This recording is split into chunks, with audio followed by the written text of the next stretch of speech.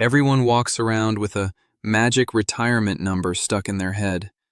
500,000, 1,000,000, 2,000,000, 3,000,000. But here's the truth nobody tells you. That number doesn't retire you.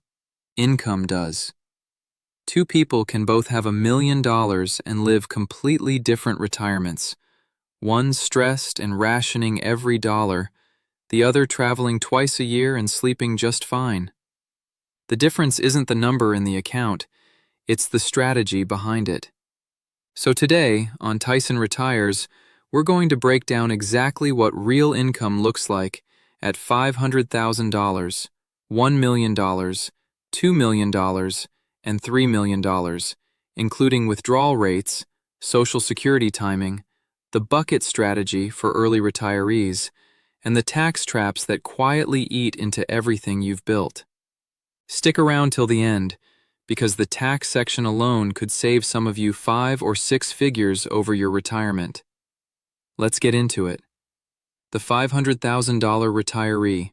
Safety first. Let's start with the number a lot of people assume is too small to retire on.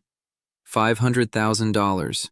Say you're 62, you've got $500,000 saved, and you decide to claim Social Security right away. For a lot of average earners, that lands somewhere around $1,600, $1,800 a month. Call it roughly $20,000 a year. Now for the portfolio side. The classic safe withdrawal rate that most planners lean on is around 4.5, 4.7%. Applied to $500,000, that's about $23,000 a year from your investments. Add that to Social Security, and you're sitting at roughly $43,000 a year in total income. Is that a luxury retirement? No. But paired with a paid-off house and modest expenses, that's a real, livable retirement for a lot of people, especially in lower cost of living areas. Here's the lever most people don't use. Spending doesn't stay flat as you age. Study after study on retiree spending shows real, non-inflation adjusted, spending tends to decline by roughly 1.2% a year as people move from their active 60s into their quieter 70s and 80s. Travel slows down. Big purchases stop. Life gets simpler. If you're comfortable planning around a gentle decline in spending, you can often justify a higher starting withdrawal rate, maybe 5% to 5.5% instead of 4.7%, because your portfolio isn't being asked to support the exact same spending for 30 flat years. It's supporting a taper. At $500,000, that might bump your first-year portfolio income from $23,000 to closer to $27,000, $28,000, pushing total income closer to $47,000, $48,000 in year one, with the understanding that you'll naturally ease off in your 70s and 80s. The takeaway for the $500,000 retiree. This is the safety tier. It's tight. It rewards a paid-off mortgage and low fixed costs. And it's exactly why Social Security timing and location matter more here than at any other net worth level. The $1 million retiree. Comfort. Now let's move to the number most people fixate on, $1 million.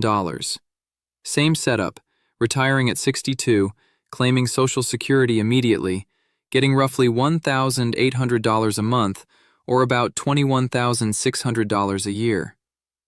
Using that traditional 4.7% withdrawal rate on a $1 million portfolio, you're pulling about $47,000 a year from investments. Combined with Social Security, that's close to $69,000 a year in total income. That's a solid, comfortable retirement in most parts of the country. But again, apply that spending decline logic. If you expect your spending to ease by around 1% a year, a lot of planners would say you can safely start closer to a 5.5% withdrawal rate instead of 4.7%. That's about $55,000 from the portfolio, pushing total income to roughly $77,000 a year. If you expect a steeper decline, closer to 2% a year, which shows up more often in wealthier or married households, You might justify starting even higher, around 6.2%.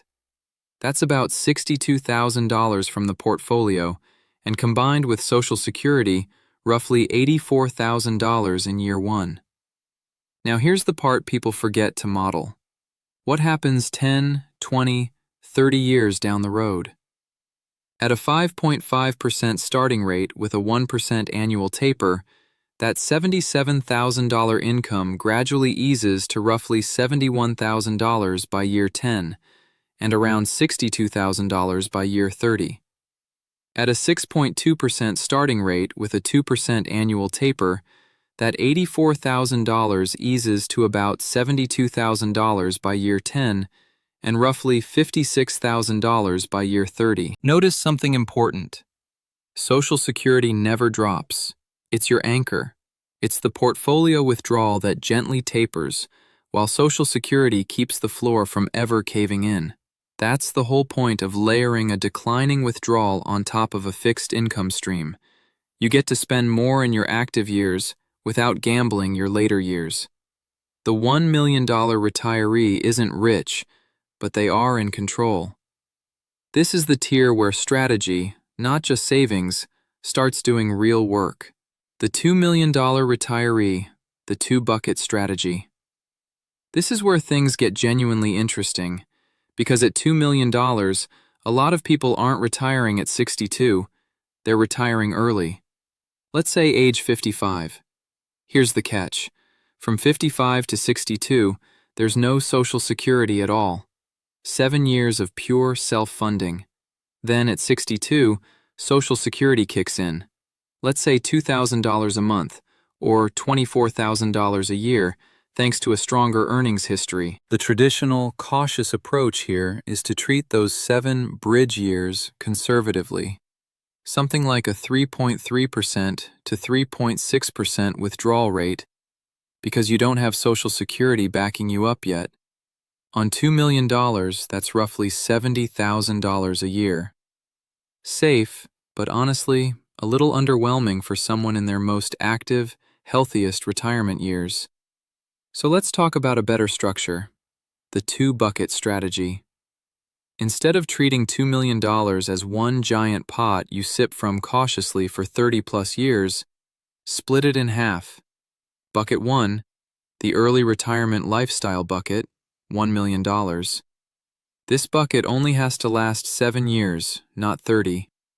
Because the time horizon is so short, research from firms like Morningstar suggests you can dramatically increase your withdrawal rate on money with a short runway. Think 8% to 12%, not 4 to 5%. Let's use 10%.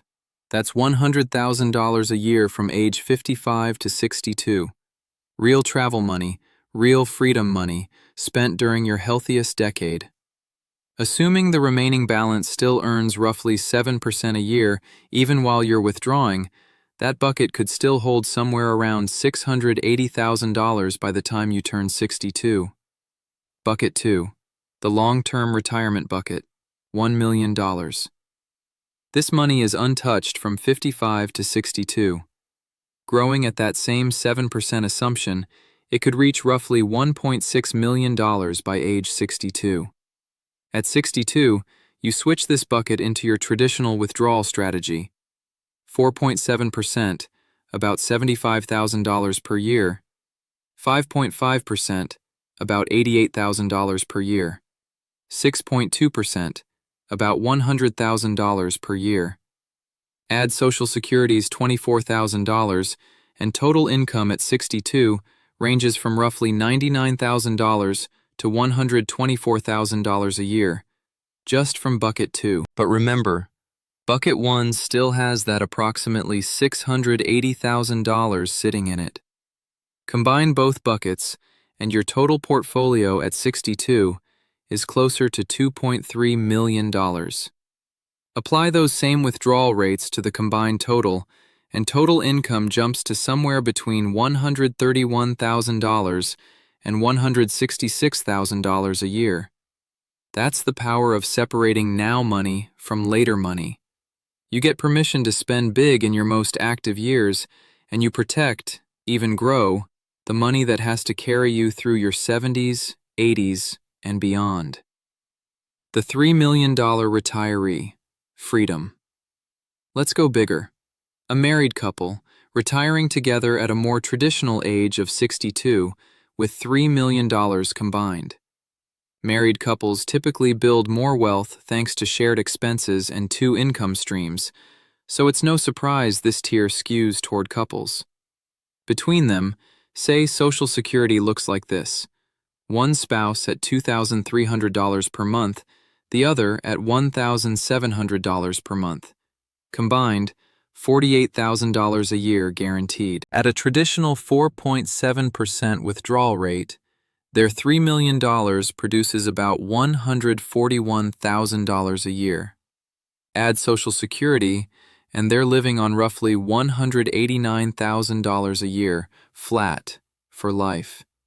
Apply the spending decline model instead: 5.5% starting rate, 1% annual taper, withdrawal of $165,000, total income starts around $213,000, gently easing to roughly $170,000 by year 30.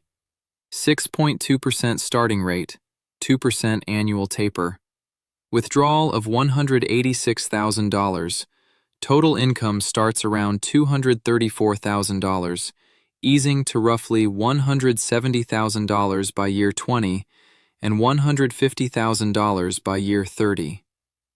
This is the tier where the phrase, "every million buys you something different," really clicks. The first million buys you safety. The second million buys you options. The third million buys you freedom. Even with a natural spending taper, a $3 million household maintains a genuinely elevated lifestyle deep into their 80s and 90s. The part everyone forgets: taxes. Here's the section that separates people who look wealthy from people who actually keep what they built. 1. Social Security isn't automatically tax-free. For married couples, once combined income crosses roughly $44,000 a year, up to 85% of your Social Security benefit can become taxable. Not taxed at 85%, but 85% of it gets added into your taxable income. Every household we covered today, the $1 million, $2 million, and $3 million examples, is well past that threshold. 2. RMDs can sneak up on you. At age 73, the IRS forces required minimum distributions out of traditional IRAs and 401ks. If most of your money sits in pre-tax accounts, your RMD can end up larger than the withdrawal you actually planned, pushing you into a higher bracket and dragging more of your Social Security into taxable territory at the same time. That's a double tax hit from a single number. 3. Roth conversions are a planning window, not a one-time decision. Converting traditional dollars to Roth in your early 50s through mid-60s before RMDs begin, and often while both spouses are alive and filing jointly, can lock in a lower bracket now instead of a forced higher one later. It also matters for the surviving spouse. Once one partner passes, the survivor files as single, often pushing the same income into a noticeably higher bracket. That's sometimes called the widow's penalty, and proactive Roth conversions are one of the best tools against it. 4. IRMAA, the Medicare surcharge almost nobody plans for. Starting at 65, Medicare premiums are income tested. Cross certain thresholds, and you'll pay hundreds of dollars more per month, sometimes thousands more per year in surcharges. IRMAA looks back 2 years at your income, which means the real planning window is in your early 60s before you even touch Medicare. The bottom line? 2 households with the exact same portfolio can end up with wildly different after-tax income depending on account structure, Roth conversion timing, and withdrawal sequencing. Good tax planning can save real retirees 5 or 6 figures over a retirement without changing their lifestyle at all. Let's bring it all together. $500,000 to roughly $43,000, $48,000 per year, the safety tier, where a paid-off house and low fixed costs matter most. $1 million to roughly $69,000, $84,000 per year. Comfort, with real room to use a declining spending strategy. $2 million to $70,000 in a bridge phase, or $130,000, $166,000 per year using a two-bucket strategy, options and flexibility.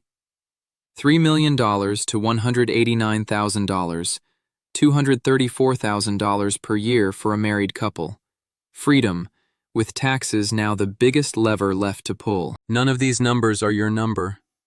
Your real retirement depends on your spending habits, your health, your location, and the goals that actually matter to you. This video isn't a promise, it's a framework, so you can walk into your own plan with your eyes open instead of guessing. If this helped you see your own numbers a little more clearly, hit like, subscribe to Tyson Retires for more breakdowns like this every week, and drop a comment below. Which tier are you working toward? $1 million, $2 million, or $3 million? I read every comment, so let's talk about it down there. I'll see you in the next one. Take care of your future self.